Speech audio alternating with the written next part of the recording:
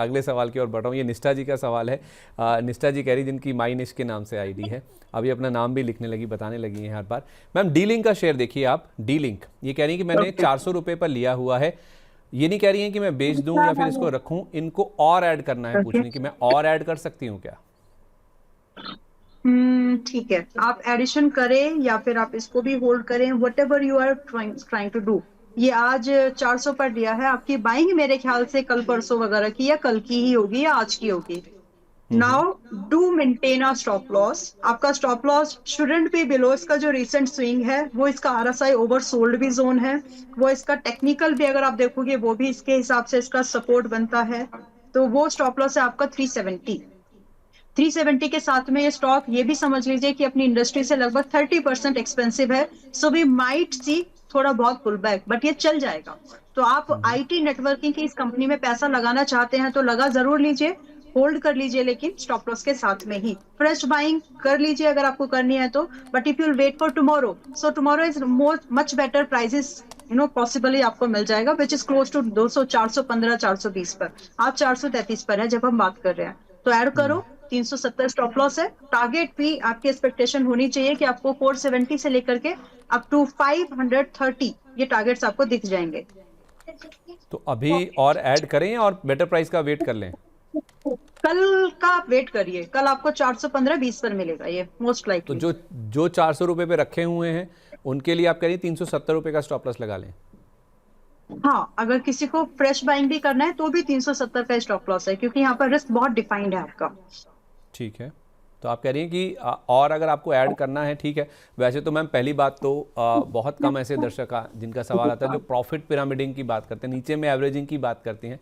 लेकिन आप कह रही हैं कि 433 पर मत लीजिए, 415, 420 यहाँ पर मिल जाए थोड़ा सा, जो कि आपको कल पॉसिबिलिटी है मिलने की, वहाँ पे आप ऐड कर लीजिए। और अभी जो पोजीशन है आपकी 400 रुपये पे रखी हुई निष्ठा जी, आप उसको 370 रुपये का स्टॉप लॉस लगा के उसमें चाहे तो बनी रह सकती हैं। चलिए ठीक है, ओके।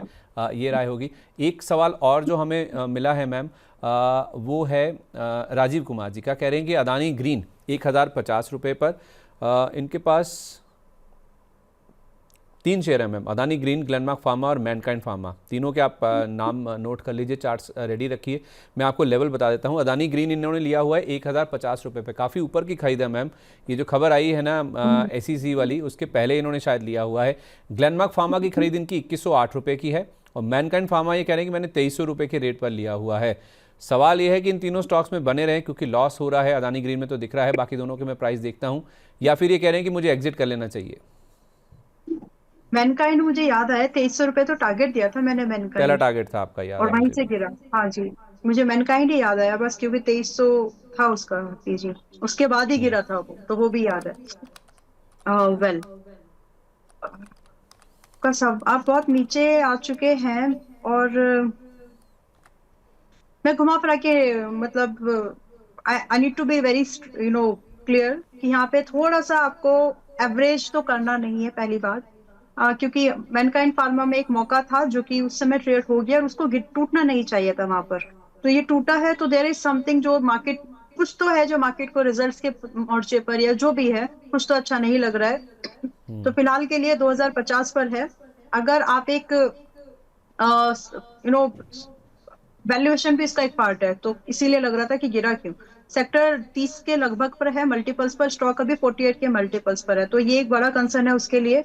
दूसरा, नेट प्रॉफिट जो कंपनी में डिक्लाइन हुआ है ईयर ऑन ईयर 21% से, तो ये वैल्यूएशन जस्टिफिकेशन नहीं आ पाया, तो इसीलिए लुढ़क गया, और अभी और लुढ़केगा।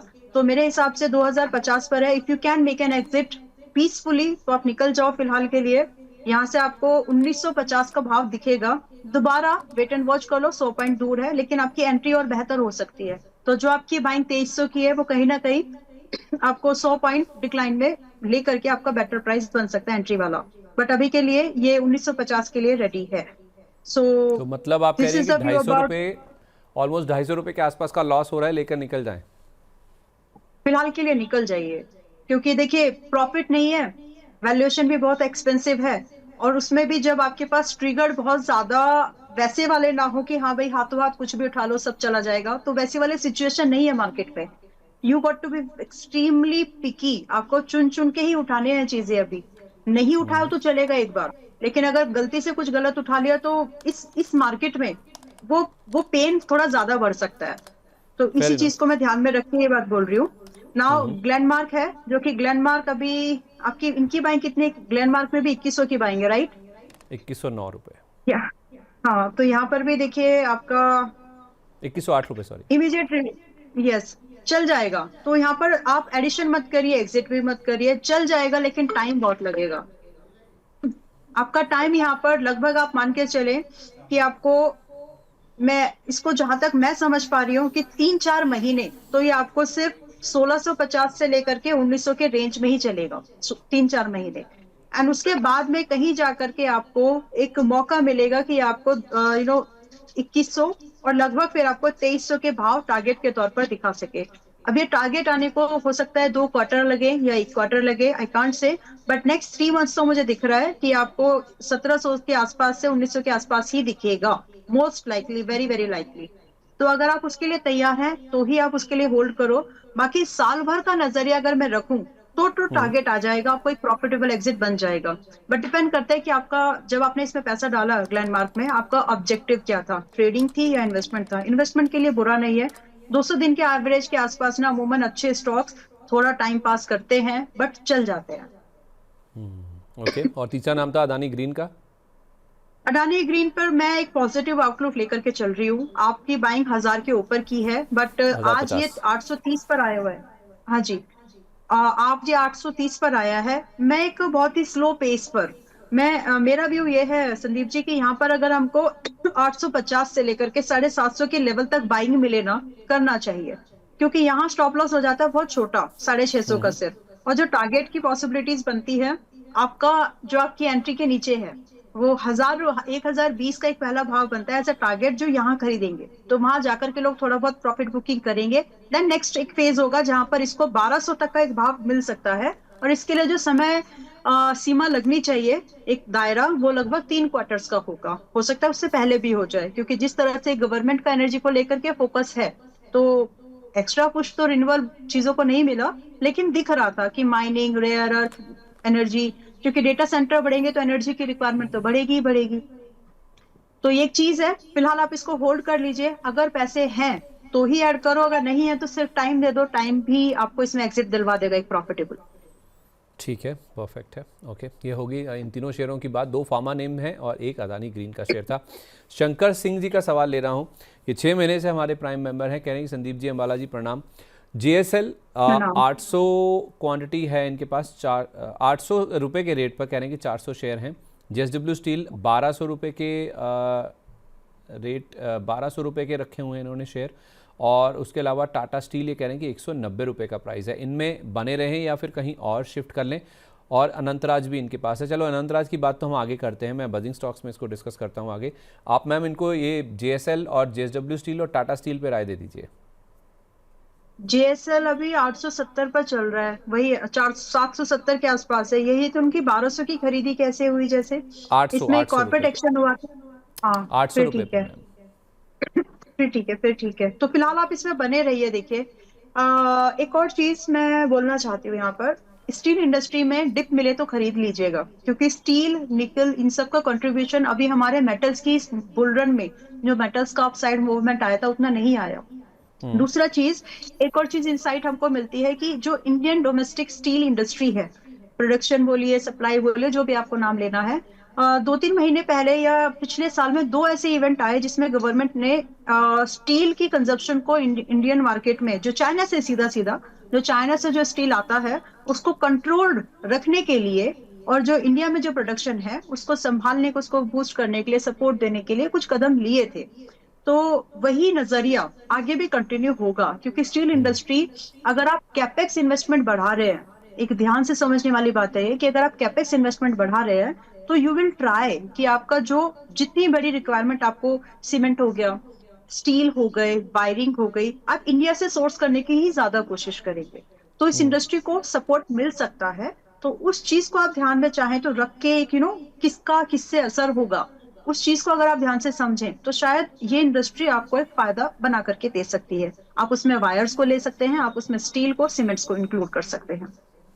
ओके। नाउ जेएसएन जो आज 770 पर है, मैं एक सलाह यही देना चाहूंगी कि आज अगर आपका 800 के ऊपर का बाय है तो आप थोड़ा बहुत एडिशन कर लो, आज नहीं तो कल, बट 750 के आसपास ये और अच्छा बाइंग है मेरे लिए तो।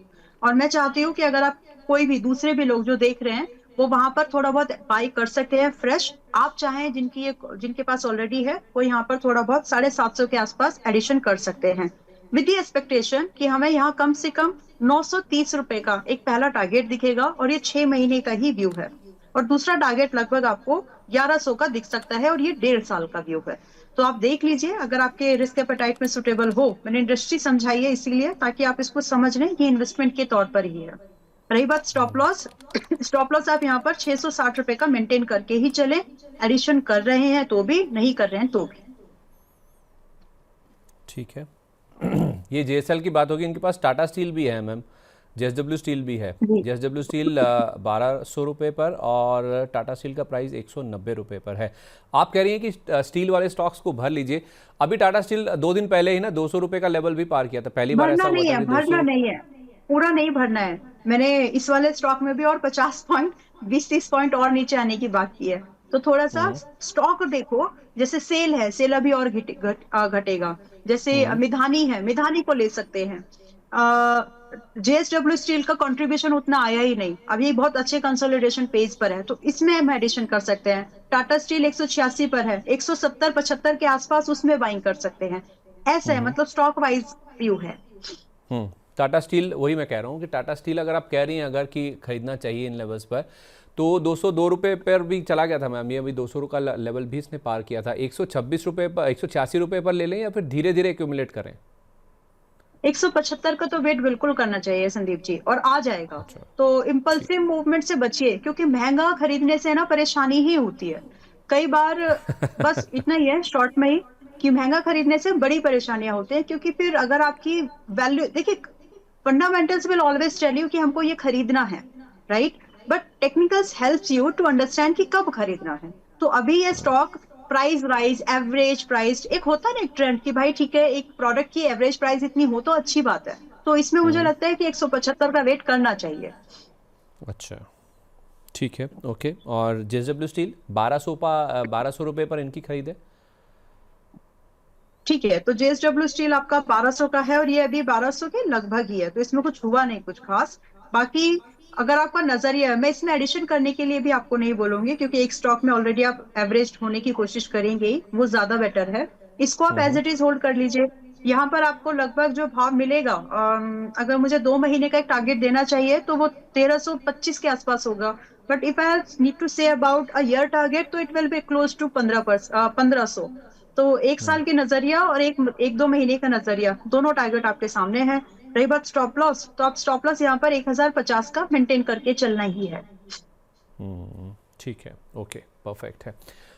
एक ना मैम आशु कुमार जी का सवाल है, ये भी हमारे प्राइम मेंबर हैं 6 महीने से, कह रहे हैं कि मैं एक लॉन्ग टर्म इन्वेस्टर हूँ और मेरे पास ग्लैंड फार्मा के 500 शेयर हैं 1800 रुपये के रेट पर।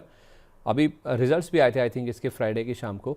इन्फो एज के 400 शेयर हैं 1050 रुपये के रेट पर, और बंधन बैंक इनके पास 2000 शेयर हैं मैम 224 रुपये के रेट पर। कह रहे हैं कि अगर मेरा 1 साल का नज़रिया है तो क्या ये is it good to hold for next 1 year? Bandhan bank क्यों नहीं दिख रहा? अच्छा ठीक है, मैं पहले एक बार स्टॉक लिस्ट रेडी कर लेती हूँ संदीप जी। ग्लेनमार्क ग्लैंड है, फार्मा, बंधन बैंक है। ग्लैंड फार्मा, इन्फो एज और बंधन बैंक। ओके, इन्फोएज, इन्फोएज तो ठीक ही है।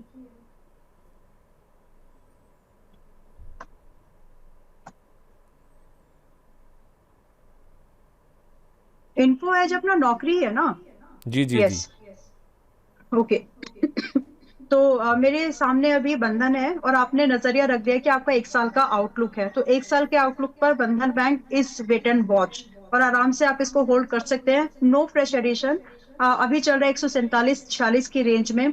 1 ईयर का टारगेट जो मुझे लगता है आपको 175 का तो आ जाना चाहिए, 1 साल का टारगेट है। बाकी अगर ये सस्टेन हो जाता है, इस 1 साल में अगर दो कुछ मेजर चीजें मार्केट से ट्रिगर आ जाए, मैं एक्सपेक्टेशन रख रही हूँ आ जाए तो बहुत बढ़िया, कि अगर हमारी ट्रेड पैक अच्छी हमारे टर्म्स हमारे फेवरेट कंडीशन में भी हो जाए तो मार्केट में रिबाउंड आ जाएगा और वो सस्टेनेबल रिबाउंड होगा।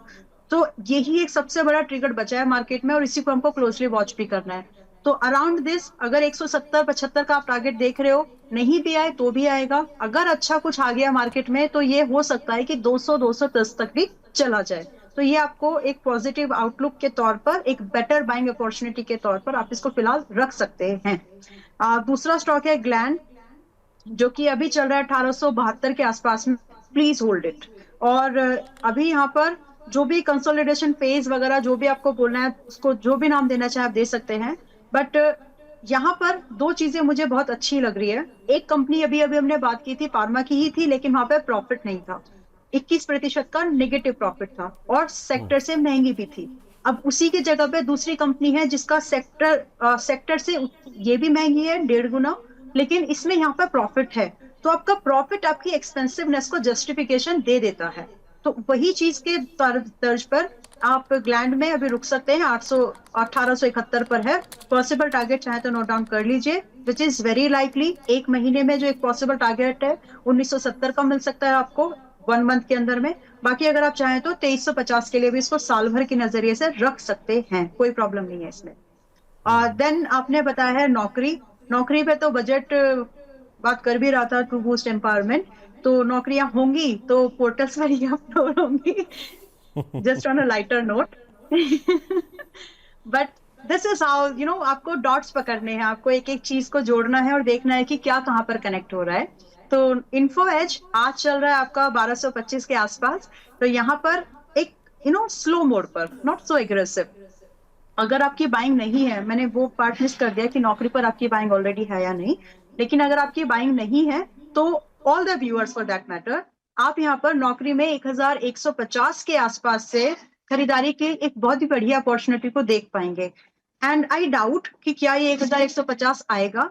उतना नहीं लग रहा है कि आ ही जाएगा। तो आप चाहें तो थोड़ा बहुत यहाँ पर खरीदें, लेकिन अगर 1150 आता है तो वहां तो खरीदे वाली कंडीशन है। रही बात साल भर के टारगेट, 1370 का एक पहला टारगेट मुझे दिखता है जो आ जाएगा। देन इट इज स्ट्रेस्ड 1500 तक का एक साल का व्यू है। ठीक है, इन्होंने 1050 पे लिया हुआ मैम, 400 शेयर हैं इनके पास। ये अगर बने रहे, आप 1500 के टारगेट की बात करें तो एक स्टॉप लॉस दे दीजिए इनको। आपकी बाइंग 1000, ठीक है, तो आप 1050 के आसपास लिया है तो आप 1000 का ही स्टॉप लॉस मेंटेन करें ना, let's not take any loss. But 1370 का वेट जरूर कीजिएगा और 1500 के लिए ट्रेल करिएगा। 1000 रुपये का स्टॉप लॉस? हाँ, यस। 250 रुपये नीचे?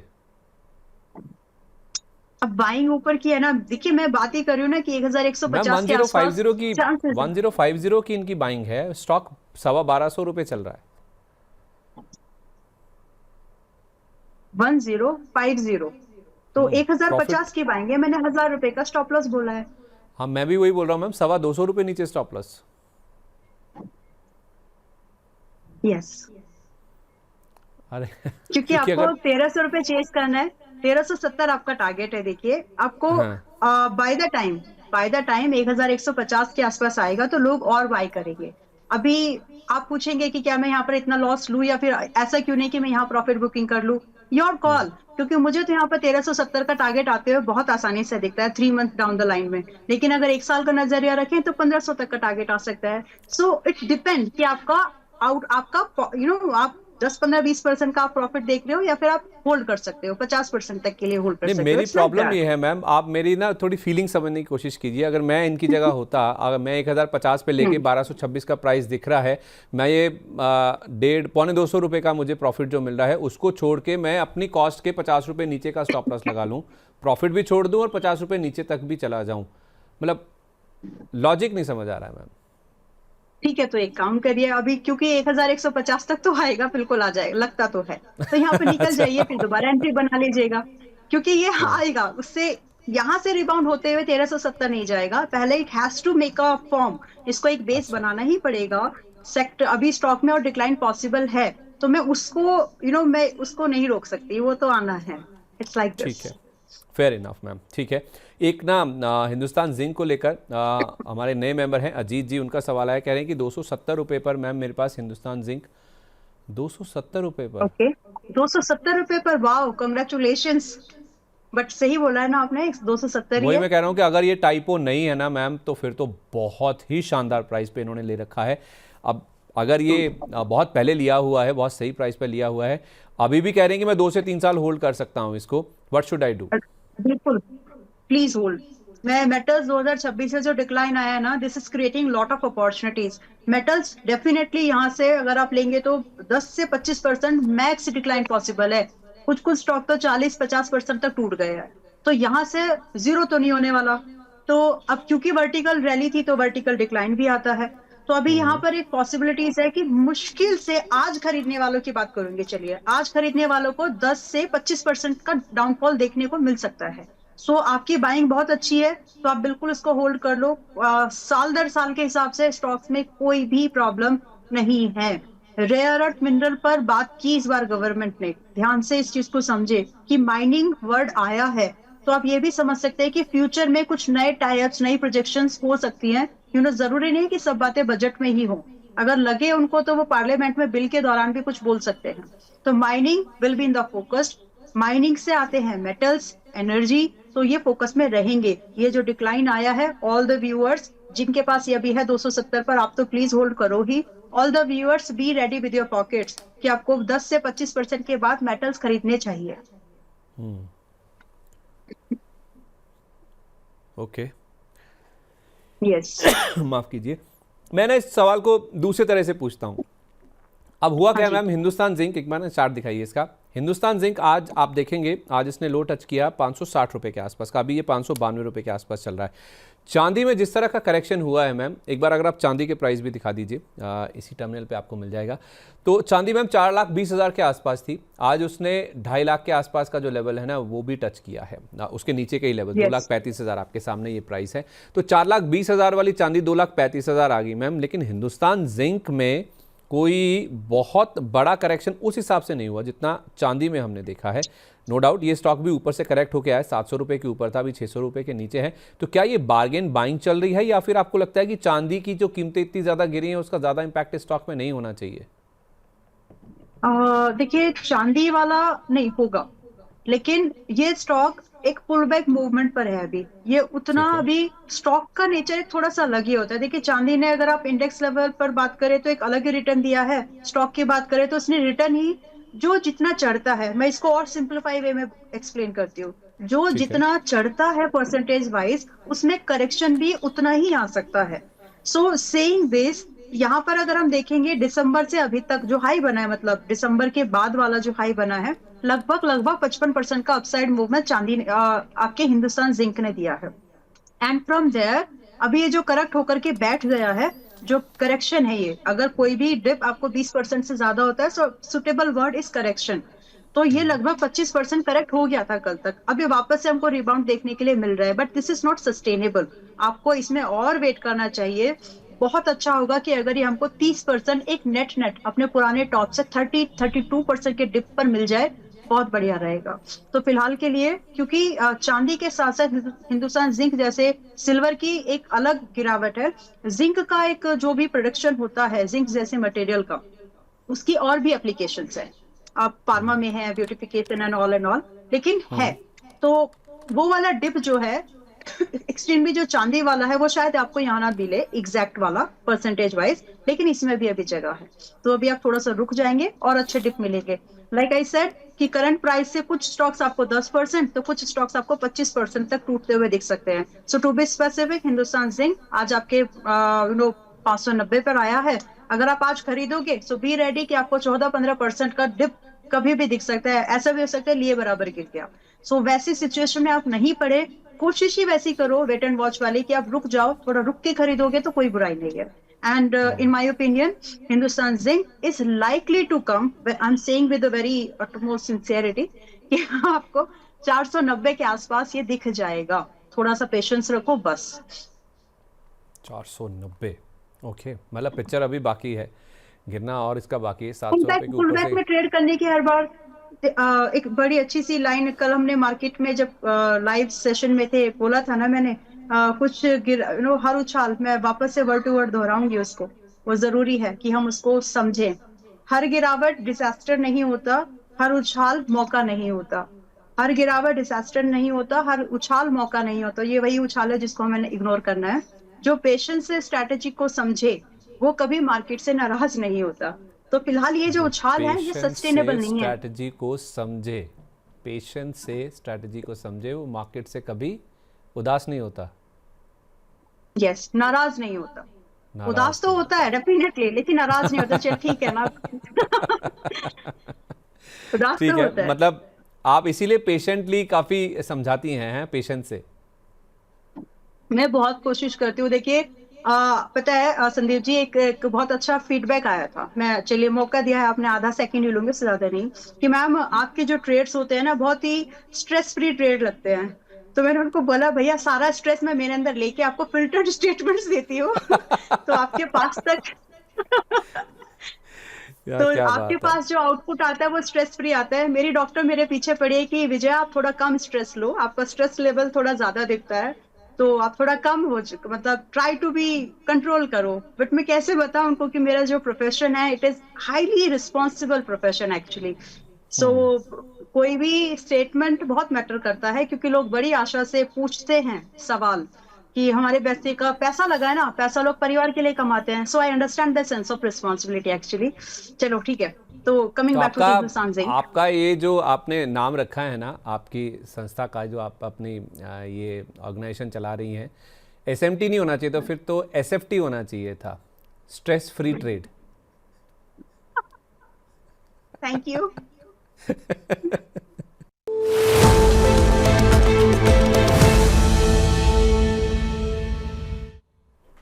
वैसे तो मैम आप शो के दौरान ही सीजी पावर और टीएमपीबी के बारे में बता चुकी हैं, लेकिन चुन चुन के की जहाँ तक बात है, कोई और भी स्टॉक है आपके जहन में जो आप रेकमेंड करना चाहेंगी? अतुल ऑटो हम देख सकते हैं 422 पर है, एक स्लो मोड पर। आज ही पूरा बाय मत करो, आप कल भी देखेंगे तो ये आपको 415 तक ही दिखेगा। So try to buy as close to 415 और 425, इसी रेंज में आप इसमें एक बाइंग का व्यू लेके चल सकते हैं with stop loss at 370। Possible target will be like 460 से लेकर के अप टू 530। तो चुन चुन के में एक ये स्टॉक है जिस पर आप नजर बना करके रख सकते हैं। बाकी जो स्टॉक्स ठीक ठाक लगे इन बिटवीन द शो ही मैंने डिस्कस किए हैं। ठीक है, स्टॉप लॉस क्या होगा इसमें? 370। 370 का, ठीक है, ओके, परफेक्ट है। बहुत शुक्रिया आपका मैम आज हमारे साथ कार्यक्रम में जुड़ने के लिए। जो भी स्टॉक्स आपने डिस्कस किए हैं, जिन आपने रेकमेंड किए हैं, जो सवालों के जवाब दिए, उनमें कोई डिस्क्लेमर जाने से पहले? ये संदीप जी, बहुत सारे स्टॉक्स आज भी डिस्कस हुए हैं and most of the bunch was like this, कि हमने मेंबर्स के साथ भी सिमिलर व्यू पब्लिकली भी एंड मेंबर्स के साथ रिकमेंडेशन के तौर पर दिया है, बीट एनीथिंग जो मेटल्स हुआ या फिर स्टॉक्स हुए। तो but as far as my personal portfolio, मैं इनमें से कोई स्टॉक होल्ड नहीं करती हूँ। And trading and investment are subject to market risk. पैसा लगाने से पहले रिस्क को छान लो, देख लो, समझ में आए तो ही पैसा लगाइए। Thank you so much.